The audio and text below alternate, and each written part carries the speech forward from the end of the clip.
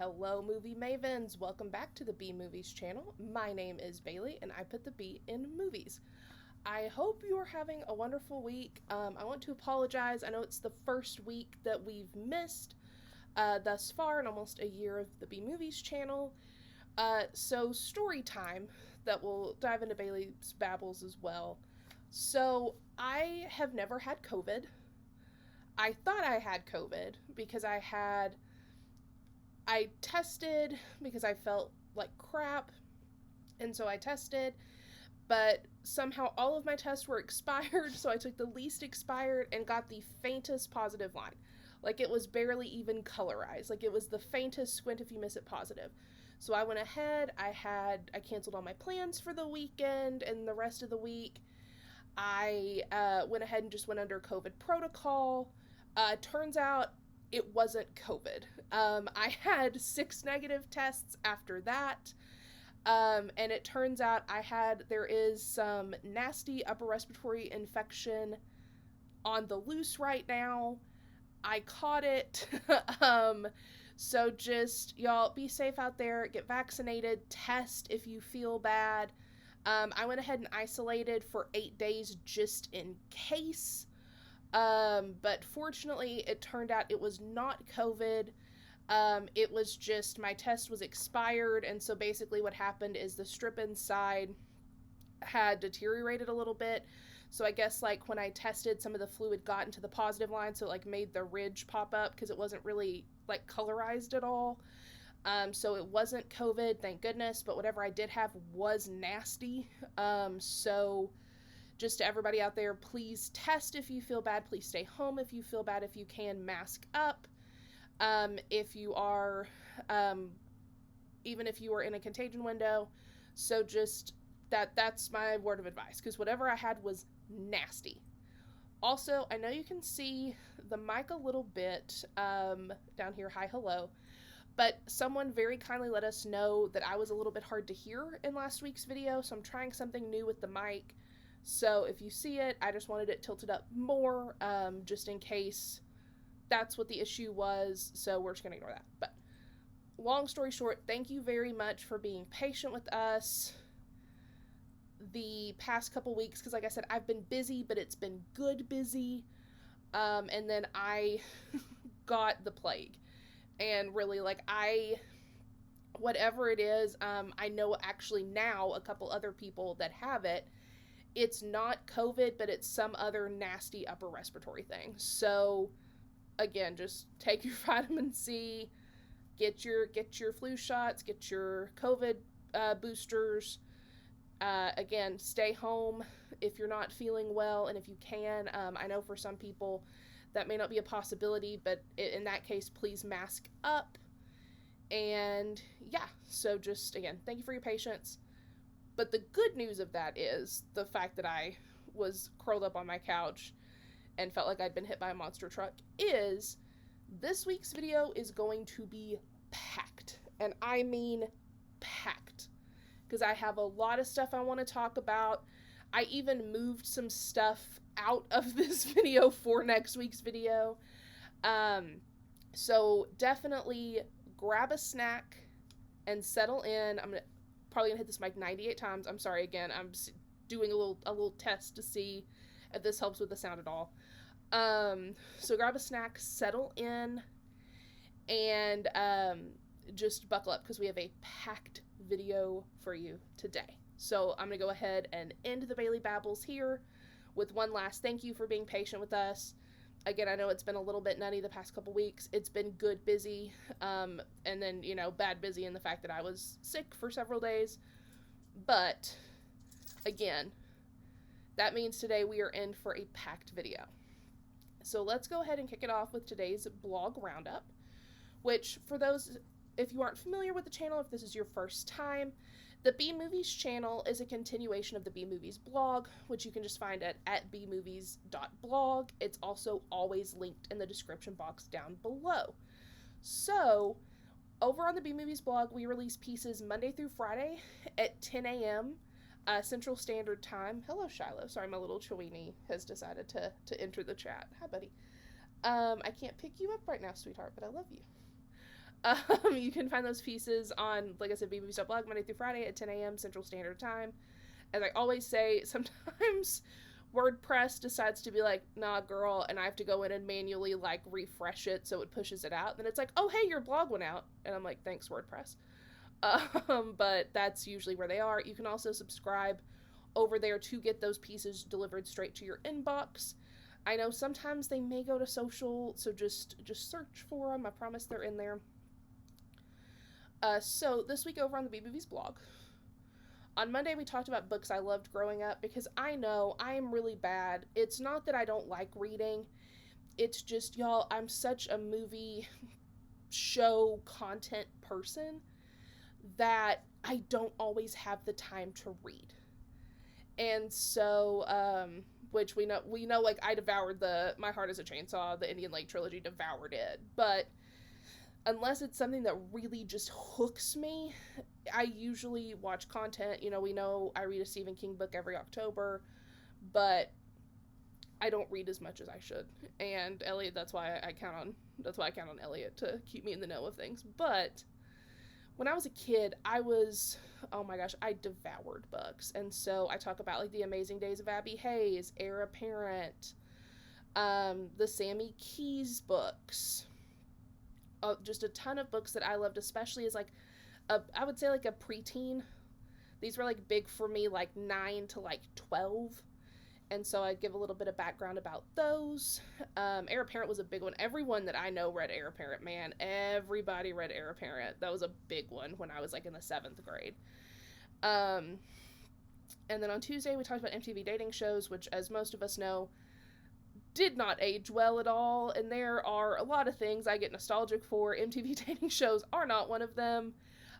Because when you look back, ooh-wee, are they problematic in so many ways, from some of the hosts to how the dates were set up to some of the themed episodes. I linked in this one a Curtis Connor video where he watches one of the themed episodes, which, if you've never seen Room Raiders, should just kind of tell you everything you need to know about Room Raiders. So we talk about those. On Wednesday, we did a David Dasmalchian spotlight. I love him.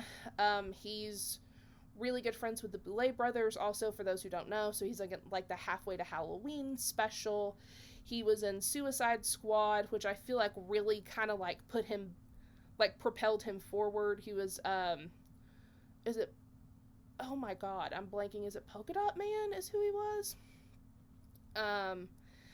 And, he's been in Late Night with the Devil, which is one of my favorite horror movies of this year. He was in Last Voyage of the Demeter, which I really enjoy.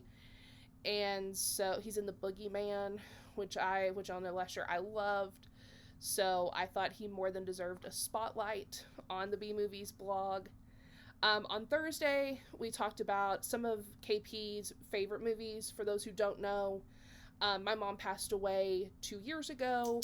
She never got to see B-Movies come to fruition, but I know she would be so proud because she knew this is something that I did always want to do. And so every year on July 4th on the B-Movies blog, I dedicate some sort of piece to her. And so this year I listed some of her favorite movies, which I feel like might surprise some people because, there's a cliche with moms, which I'm sure, like Elliot would also like to demystify that area of, like, sometimes moms watch horror movies and that's totally normal. But I made a list of some of her favorite movies for y'all, so you can check those out. And then today y'all loved Am I the Bunghole Theater? And Elliot also, it's one of Elliot's favorite things that we've done so far. So we are back with the second edition of Am I the Bunghole Theater, where we turn movie plots into Am I the Bunghole stories from Reddit. And so in that, our deep dive today will be like what we did last time, where I've grabbed a couple Am I the Bunghole stories from Reddit, and we're going to read those together for the deep dive. So yeah, so this week, just to recap over on the B-Movies blog, books I loved growing up, MTV dating shows, David Dasmalchian spotlight, some of KP's favorite movies, and the second edition of Am I the Bunghole Theater. So, All of those pieces, again, will be linked below individually, as well as a link to the B-Movies blog. So next up, let's do our bite-size Sunday teaser. Again, if you're new to the channel, bite-size Sundays are little mini reviews that live over on our Instagram, which is just at bmovies channel, same as our YouTube. And you only get the teaser here on YouTube. It's a perk of subscribing to the channel. And those are released between 8 and 9 a.m. Central Standard Time every Sunday morning. So this week's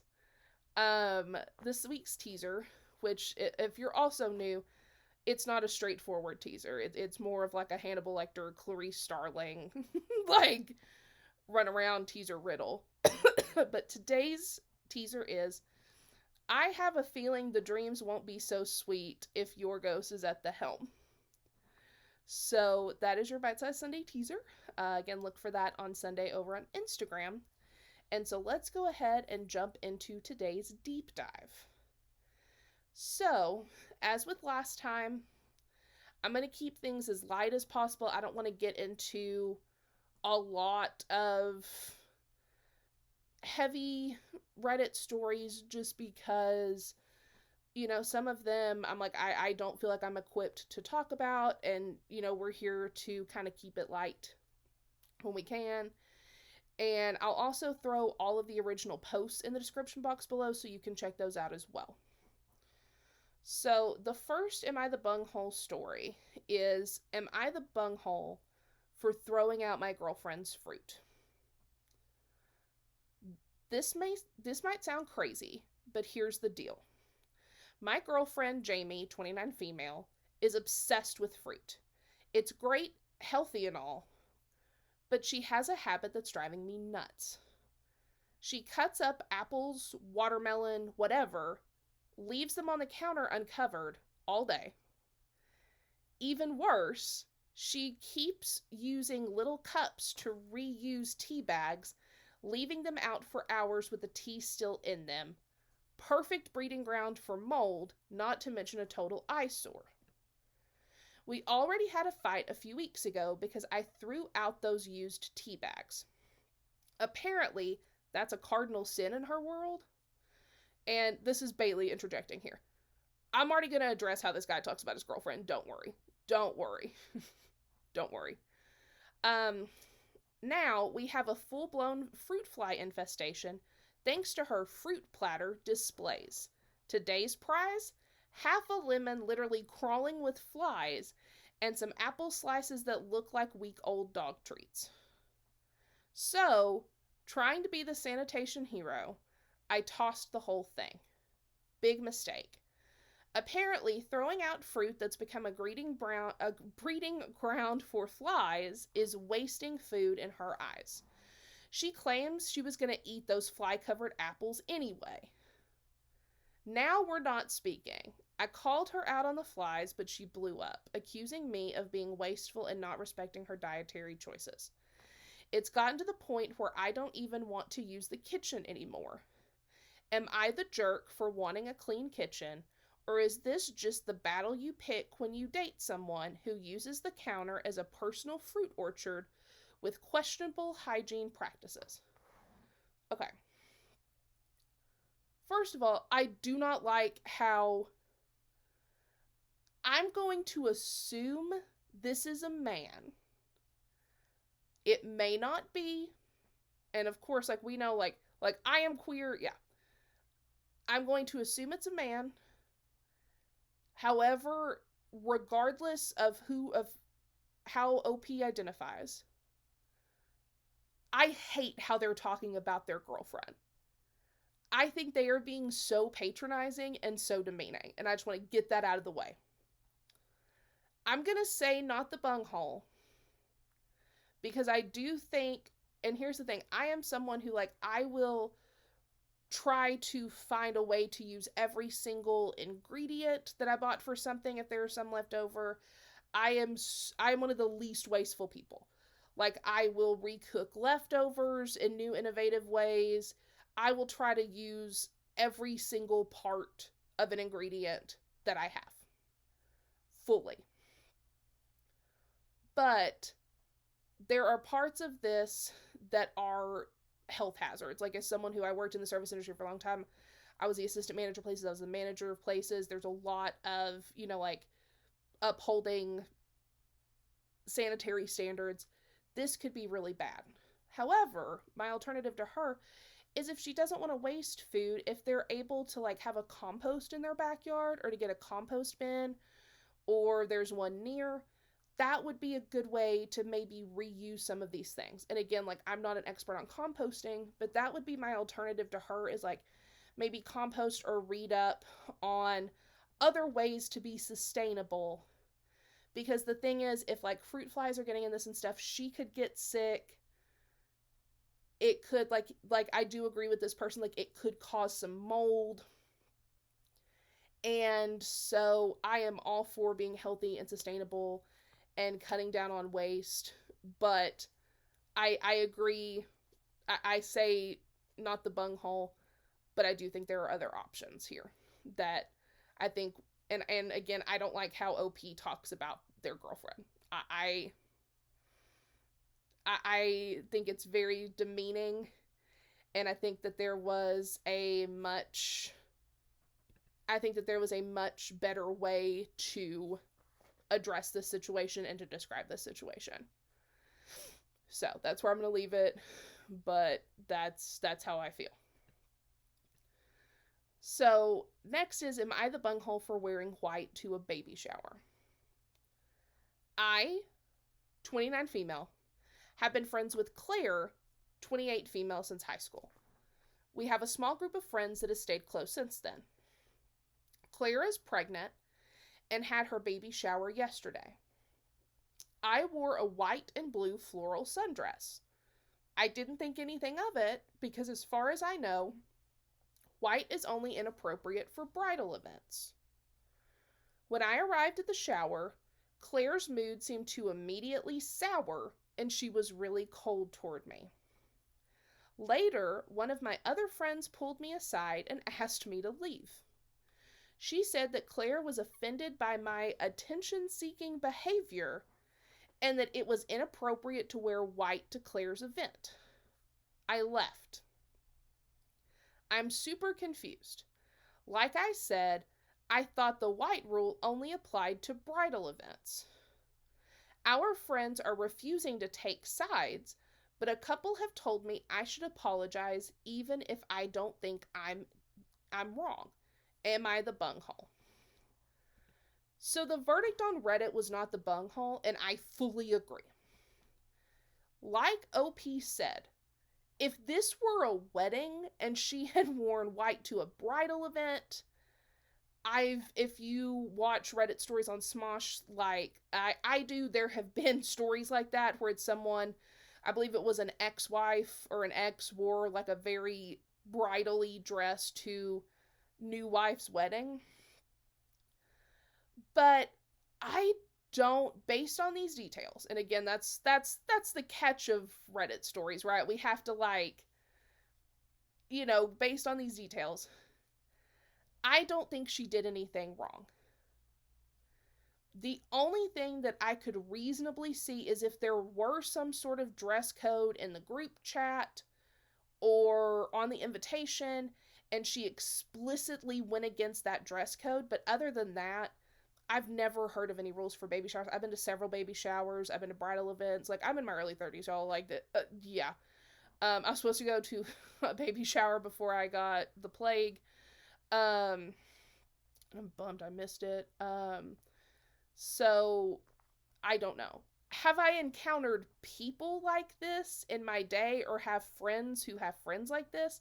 Yes. I could tell you stories all day long of insane asks from brides, of future parents, and it's not, most of them are not friends of mine, or like they were friends from a long time ago, and that was like one of the things where I was like, okay, yeah, no, this is not done. But I've heard horror stories from some of my friends of friends of friends, and people like this absolutely exist. But I don't know of any secret like baby shower outfit decorum. If there is anything, you can leave it in the comments below. But as far as I am aware, as long as there wasn't an explicit dress code, I have no clue. And I mean, again, like, to like be fair, because y'all know I'm diplomatic as much as I can be. You know, I've never been pregnant, but I have had several friends who have been pregnant, who are pregnant, and it's a rough time, right? Like, it's your whole body's changing, you're growing a whole human being, like, it's wild. And I there was one comment on Reddit where someone was like, maybe she was self-conscious, and I was like, I get that feeling, but still the actions aren't justified to me. So I'm gonna agree with Reddit on this one and say not the bunghole. And so the last one that we have is, am I the bunghole? Oh, yeah, am I the bunghole for telling my boyfriend I don't want to watch his videos? Okay. So get ready for this one, because this one I am probably getting on a soapbox about. My 32-year-old female, OP's a 32-year-old female, because I got a little bit confused at first. So OP's 32-year-old female. Boyfriend, who's a 35-year-old male. And just keep that in mind, they are 32 and 35. So just keep that in mind as I read all of this. And I have been together for almost a year. We both have different tastes in videos and things we watch on our phone or do in our free time. Fine so far. My boyfriend loves professional sports and watching YouTube recaps of certain players or things like that. It's not my thing, but sometimes I'll humor him and watch a few minutes. Multiple times a week, he will put something on, like a YouTube video of some player's highlights or an Instagram reel, and tell me that I absolutely need to watch it. I've been in the middle of texting my sister, and he forces me to put my phone down and watch whatever it is he has on the television. Don't worry, I am going to rip this man to shreds. Don't worry. If you're already like, Bailey, why are you reading this story? Don't worry. Just to interject. Sometimes I just want to read a book or watch my own show on my phone, but he tells me I'm not showing any interest in his likes and hobbies. Some of these videos are 20 plus minutes. I've told him many times that I do not like being forced to watch videos. I'm 100% okay with him watching them. I'm happy to put on my headphones and do my own thing. I'd be super happy to watch a show together, one that we're mutually interested in. I've said this to him multiple times. He gets mad to the point of yelling sometimes when I don't want to watch something he shoves in front of my face. I'm at the point where instantly, when he starts putting his phone in my face, I get annoyed. This upsets him and makes him think I'm not interested in any of his hobbies. I have plenty of my own interests and hobbies, though I've never forced him to partake or watch anything. I once turned on The League because he told me I could pick a show. Within minutes, he got angry and said he refused to watch this preppy guy show. Since then, I have never made him watch anything. If he's not into it, I accept it and move on / pick something we'll both like. He keeps saying I'm being dramatic because I don't want to watch his videos, but I just know how I want to spend my free time. I'm really starting to think I'm the bunghole here. The verdict was not the bunghole, and I fully agree. And I've not gotten on a soapbox in a long time. I'm going to get on a soapbox. If your partner does this, leave. Leave. Leave immediately.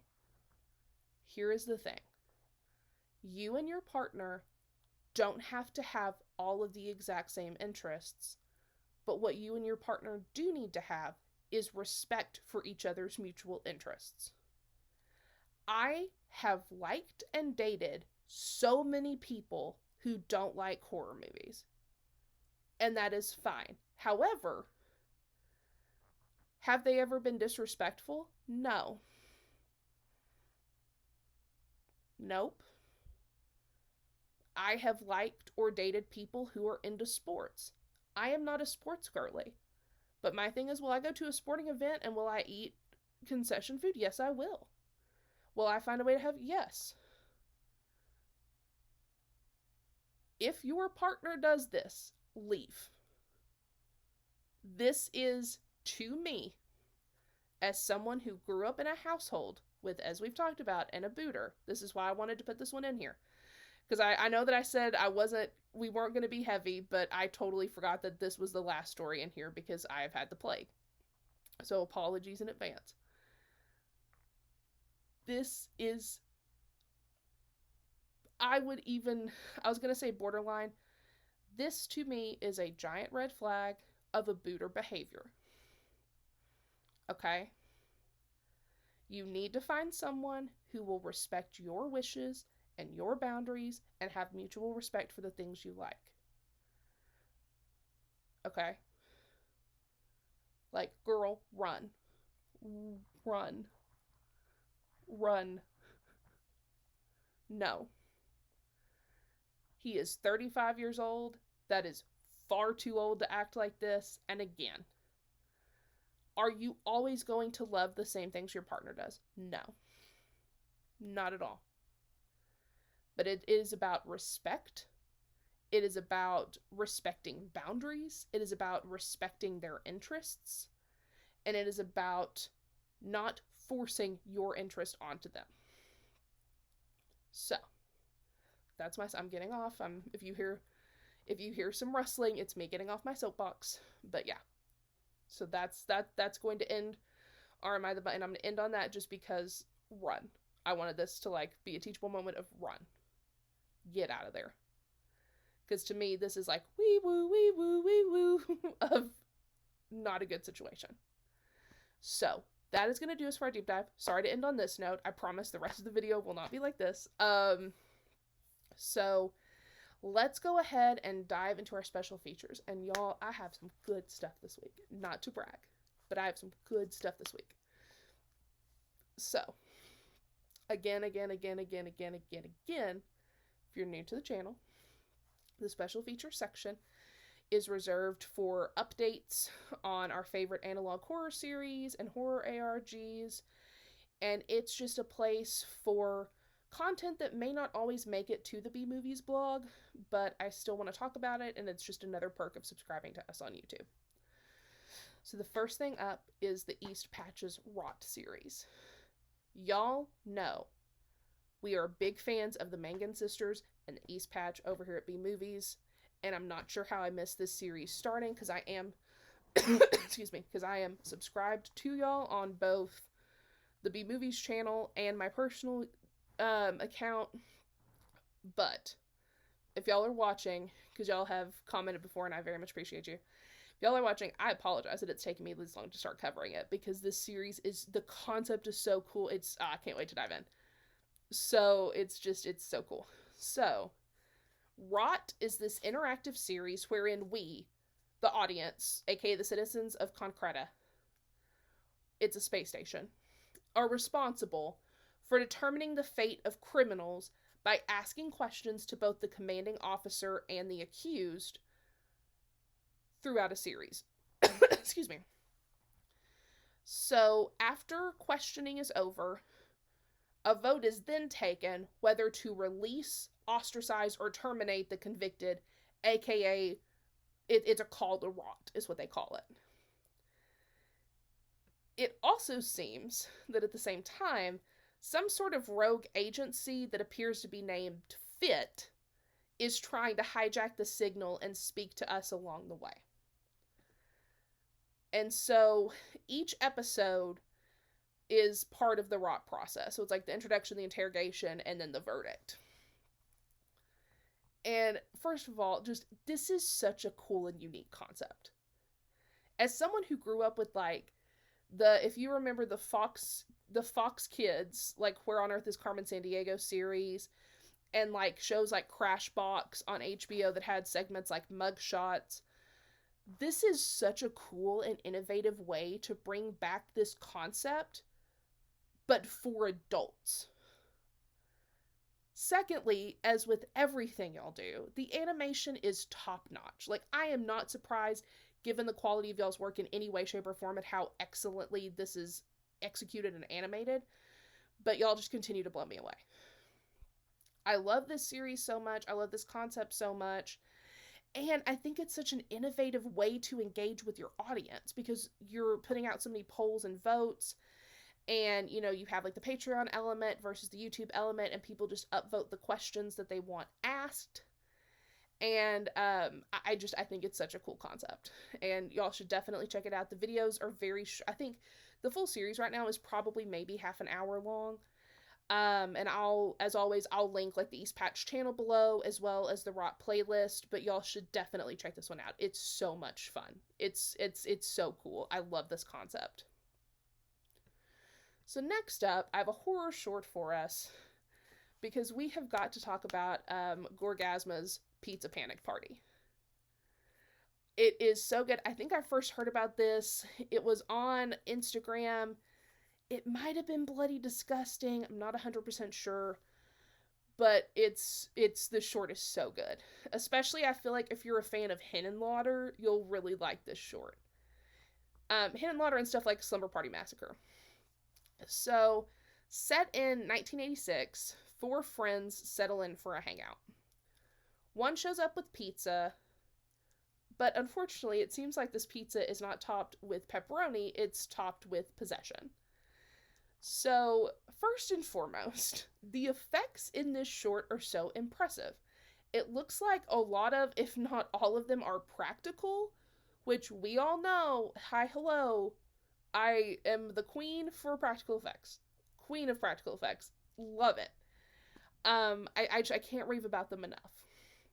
Secondly, I love the ambiguity of this short, because we have a short amount of time, and we don't waste valuable time with exposition or diving into the lore. There are times, right? And I've said this, there are times I'm like, I don't want to sound hypocritical. There are times with movies I have said the pacing is off, like it's too fast or too slow. But this short is a prime example of a good use of how fast pacing and chaos can pay off. Because I do think that if we had lore in this one, I don't think it would be as successful. So I definitely recommend checking this one out. And as with all of the other channels we'll talk about today, I will link them below. Be sure to subscribe. It's great. It is very gore heavy, I will say that. So, like, if you are one of my, like, if you're a little bit hesitant on gore, I would maybe, I don't know if this one's for you, but that's okay. You just, test it out, or maybe have a friend watch it first and let you know who understands your gore tolerance. So next up, because again, I told y'all we were stacked today. Hell of a Boss, Season 2, Episode 9, Apology Tour. New episode of Hell of a Boss dropped. Y'all know how much I love this show. I love this show so much. It's becoming one of my favorite shows, like, just to be very honest. And so with this episode, as someone who struggles with both being my own worst critic and also assuming the worst of people, I felt this episode so hard. So hard. I felt both Stolas's and I felt Stolas's and Blizz, like, both of them. Like, and this is a continuation of the last episode, but I feel both sides so hard. So hard, because I have been on both sides. I have been in, like, the why would you like me, blah, blah, blah side, and then I've also been on the, like, well, of course I like you, like, why wouldn't I like you? And so, it got me. There is also a cutscene where Stolas is talking about the last Halloween party he went to that made me laugh out loud. Like, it was the comedic timing, and just, it was so good. It was so funny. I laugh a lot in the show, obviously, but it's one of the times I've laughed the hardest. I also think that Stolas' song at the party might be my top 5 Hell of a Boss songs of all time. It's so good. It's so good. I've absolutely been listening to it multiple times. Also, Stolas' monologue about wanting to be wanted, like, destroyed me. Not saying that I relate to it on a spiritual level or anything like that, but I relate to it on a spiritual level. And I know that I say this every week that we get a new Hell of a Boss episode, but this show just keeps getting better and better and better, which is already saying a lot because this show's been incredible from episode 1. Like, for me, from the get-go, I was like, oh, heck yeah, I'm here. I'm on board. I am seated. So, as always, I'll link Vizzy Pop's channel below and the episode. So be sure to check it out. Subscribe to her channel. The whole Spindle Horse team that brings us Hell of a Boss and Has Been Hotel, they're so talented. And to bring us Hell of a Boss for free is incredible. So definitely subscribe and support them, because Hell of a Boss is awesome. So next up, because y'all, the hits just keep on coming today. Vintage 8. Hello. It's been a long time, my friend. The Incomplete People lecture. Let's talk about it. I'll give you my opinions at the end, but you can already tell I'm excited. So the first episode of the Incomplete People lecture, we start with some exposition that Dr. Benjamin Jones, he's a professor at Kate's Crossing College, or Kate's Crossing University, I believe. He does an annual Halloween lecture. However, the one that we're being shown is different, as this one has ended with several unalivings and disappearances, including the disappearance of Dr. Jones himself. So he was allegedly sent 3 stories by he was sent 3 stories by an allegedly former student. There we go, putting that allegedly in the right place. That describe instances of incomplete people. And what I mean by that, they are these nasty, ghastly, ghost-like creatures who are missing limbs or body parts, and they casually basically haunt people and then take the appendages they need from them, which, let that sink in for a second. That is a new fear unlocked, baby. So the first story that we hear about is Jessica Bell. I won't spoil it for you, just know it doesn't end well. Shortly before she was unalived, she had complained about hearing someone yelling that she had their arm. She also claimed to see horrific apparitions without arms that, like, the illustrations, I will say, Vintage 8, they're so cool. They remind me a lot of Junji Ito. I don't know if that was the inspo, but that's very much the art style. It's like Grey's Anatomy meets Junji Ito is the vibe. And this armless woman was like trying to bite her way into its room, so I'll let y'all use some context clues there. The second story up is about Carl DeLaunt. He seemed like a normal, sociable guy, and then he got obsessed with like this Polaroid camera that he found.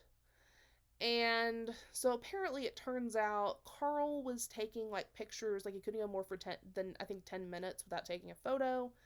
And so, naturally, like, all of his loved ones were getting worried. And so it turns out Carl was trying to protect himself from a skinless man. Like, think Hank from Hellraiser. Frank from Hellraiser. I just ruined any sort of atmosphere that I just tried to establish, and I apologize, Vintage 8. I promise, Vintage 8, actually, it's actually terrifying. So we're just going to say things did not end well for Carl either, and call it a day. So then the last story is out of Daniel Smith, who came home. He was a Vietnam vet, and he claimed to be haunted by something in his TV. And he claimed that, like, this man that was, like, chopped in half, was on every channel. And so they just diagnosed him with PTSD. If you're catching on to a theme, Daniel also did not fare well. So then Michelle Astor, the person who sent Dr. Jones, who claimed she was a former student, sent him these stories. She also sent a video claiming that one of the incomplete people is stalking her. So we watch the video and we don't see anything. And then when Dr. Jones emails her again and is like, hey, I don't see anything in this video, she responds with another story of a young woman, I believe in the 90s, named Amy LeBlanc, who, like the other characters throughout, she saw a jawless woman, which gave me, if you remember, How how many people remember the infamous scene in Mirrors with Kiefer Sutherland and Amy Smart, where she gets her jaw ripped? That's the vibe. That's the vibe. Um, and so Amy LeBlanc is seeing this jawless woman throughout an art exhibit that she's walking through, and naturally, no one else saw what she did. They chalked it up to being a prank. You know where this is going. I won't spoil it for you. And so then Dr. Jones emails Michelle again, and eventually the email address is just, it no longer exists. So then Dr. Jones decides to check his class rosters, and Michelle Astor was never one of his students.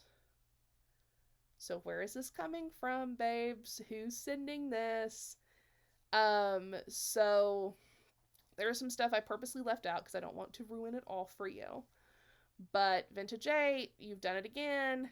And this might be, I know I've said this before, but Vintage 8, this might be one of my favorite series you've ever done. Because this one is good. And they're all good, but this one is good. So I personally can't wait to see where this goes.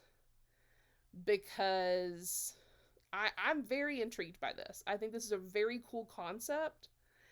And honestly, like, it's getting me so, like, ready for spooky season, because as y'all know, like, in my head, my birthday is next month. As soon as my birthday's over, it's time for spooky season. Like, after my birthday, it's like, happy birthday, Bailey. Now on with carving pumpkins. So, I love this. Can't wait to see where it goes. And just, y'all know, we're big fans of Vintage 8 over here, if I can speak. Sorry, I've been in my house for so long. So definitely with everything else, I will link the Vintage 8 channel below. I'll link the Incomplete People first video below. So definitely check it out. Okay, so we still have more, y'all. I'm so excited. Not Your Normal Kid Show is back. So we know BB Key dropped a video, a while back that, she was having a baby, which was awesome. So everything was kind of on hiatus, but we are back. We are back. And we are coming back with a bang. So there have been 2 short videos dropped so far called I Just Love Playing Games with You, and It's Been Too Long. So in the first video, we see things are really starting to fall apart in Dottie's world. We begin with Dottie welcoming us back and her saying that she's not sure if we remember what she looks like. And we definitely don't, because this Dottie in this moment has sharp yellow teeth and a very demonic sounding voice. And so that's clearly like not how we remember seeing Dottie. So then we're taken through Dottie's house as we play hide and seek for her. It reminds me of very Blue's Clues. It's like a point and click type way of how we're trying to find Dottie. And we see several alarming things throughout. Like, there's a particularly alarming photo on a wall. There's this humanoid quaint aunt that Dottie seems to unalive, ? And then there's this creepy, like, little imp-looking creature that has an alarm clock in its mouth that flashes 3 a.m. But we also encounter someone who seems to be hiding behind a bush and begs us to go away and not click on the bush. And we don't. So for now, we're not sure who that character is, but it seems like there's someone in this world, too, that's either, we don't know if, like, they've crossed Dottie, if there's someone that's escaped, we're not sure yet. So, throughout this video, Dottie makes several comments about being powerful and, like, ruling over a dominion. And during these speeches, Dottie is joined by that same demonic voice that we've heard before in other videos. The one where, like, it kind of flashes from side to side to represent, like, she's talking to another person or there's another person, like, residing within her. And that's the first video back. Like, that's with a bang. We are starting out with, like, a bang. And so, in the other short release that's come out, It's Been Too Long, there are a variety of voices at the beginning saying that it's been too long and mentions something about a doctor. A couple of these voices are familiar. They sound like voices that we've kind of heard throughout the series. And one of them, at least in my opinion, appears to be that same voice we heard in Hide and Seek, telling us to go away and not click on the bush. All of these voices eventually start saying Dottie's name, and that same sinister voice that we've heard before throughout tells her to wake up, as we see what I think looks like a giant eye/set of eyes. That's what I think it looks like. Not 100% sure what it is. Like, I'll be real honest with y'all. But that's what it looks like to me. So we're back, baby. We're back. So if you need to catch up, I will link our piece on Not Your Normal Kids Show below. I will link the video where we did a deep dive on Not Your Normal Kids Show below. I will link, please subscribe to BV Key's channel below. Yeah, so we're back, baby. We're back. And so finally, we have a new Vermis Malum video. And it's a big one. It's over 19 minutes long. It's called Random Walk, and I believe personally we get a lot of info here. So the first thing I think is that whoever Lawrence is making vlogs for, I think they might be broken up or like taking some space. Because there's a comment about how there are a couple comments rather about how this person can like take the space they need and he'll always be waiting. And so I don't necessarily know. And it doesn't seem like they're responding either. Like he's just sitting these vlogs and they're not responding. So I think I'm deducing they're estranged or taking a break. That's the vibe I'm getting. Which is big news because before, at least in my opinion, the first 3 videos, we're led to believe like there's just some sort of like they're doing long distance. But to me in this video, it seems like maybe this person has moved out, they're estranged, they're taking a break, they're separated. There's more to the story, at least I think. Secondly, I believe this video backs up my Dante's Inferno theory.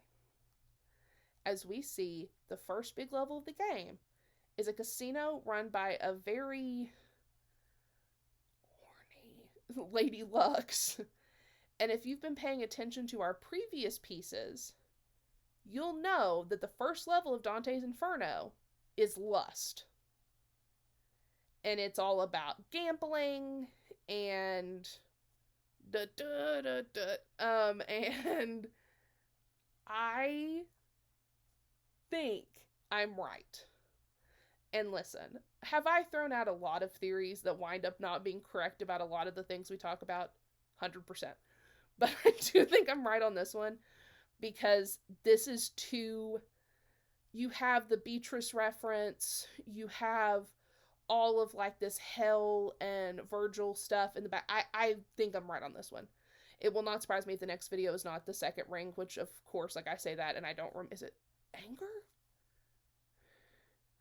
I'm a Dante's Inferno expert, can't remember what the second ring is, but I do think I'm right. This video is so impressive. Like, this series is so cool. This video is so impressive. Like, it's creepy and it's atmospheric, but it's not showing its hand too early. And now is the time to like get in on this channel. I will say that. Because I think it's very good, and I think that it's only gonna go. I think the quality and everything is only gonna go up. And I mean, as I usually say, like the quality is already very impressive. So I'll link the Vermis Malum channel in the description box below. Be sure to subscribe and watch all 4 videos that are up right now. But I think I'm right. I think it's a Dante's Inferno analog horror series. I'm pretty sure. And if not, it won't be the first time, won't be the last. So finally, let's get to our subtitles for this week. So subtitles, these are just little pieces of pop culture news around the internet that I think are fascinating or I'm excited about. So the first thing up is The first trailer for A24's The Front Room, starring Brandy and Catherine Hunter, has been released, and I am very intrigued. I am very intrigued. Because to me, it looks like a dark comedy / satire, but with A24, you can never be sure. With A24, we've all learned by the trailer, you can never be sure, because they still, with, like with Hereditary, they still pulled off one of the biggest twists, because no one knew what was coming in Hereditary. Blumhouse and Atomic Monster have announced that Megan is getting her own universe. Good for you, girl. Good for you. With the first entry being Soulmate, that will be released in 2026. Next up, it's officially been announced that Pink Slip will return in the new Freaky Friday sequel, as well as most of, if not all of the original cast, including Chad Michael Murray, and Freaky Friday 2 is officially in production as of now. The Dexter reboot just got dreamier, as Patrick Dempsey has been cast in the Dexter prequel as the captain of Miami Metro Homicide. Osgood Perkins and James Wan's The Monkey has officially been announced with a release date of February 21st, 2025. The second season of A24's Beef has their eyes on Oscar Isaac and Carey Mulligan to star. Super excited about that. If you've not seen the first season, I would definitely recommend it. The first trailer for Nosferatu has dropped. I have really high hopes for this one because, as y'all know, I don't like The Witch, but I do like Robert Eggers' other films, so I'm really excited about this. I hope it's good. We talked about last time Heart Eyes, which is the new horror rom-com coming up, and in big news for it, Jordana Brewster and Devon Sawa have both been cast, so I'm very excited for that. The first trailer for A24's latest, from Scott Beck and Brian Wood's Heretic, has been released with Hugh Grant, Sophie Thatcher, and others to star. I'm very excited because I was racking my brain and I don't think Hugh Grant's ever been in a horror movie, at least that I can remember. So that should do us for subtitles today. So I think to go ahead and wrap this up, again, thank y'all for your patience with everything lately. Really appreciate you, Movie Mavens. Be sure to follow us on Instagram, just at bmovies channel, same as our YouTube. That's where you can get Bite Size Sundays. We also do posts Monday through Friday of all the blogs that go up, as well as a blog roundup on Fridays and Bite Size Sundays on Sundays. Feel free to follow me on Instagram. I'm just at Lisa_Frankenstein_. Feel free to follow Elliot at reading.with.red. Be sure to subscribe to our YouTube channel if you're not already. It is free. Give us a like if you feel so inclined, and leave a comment if you're feeling frisky. And we will hopefully see you next week. And so I think on that note, all that's left to do is fade to black.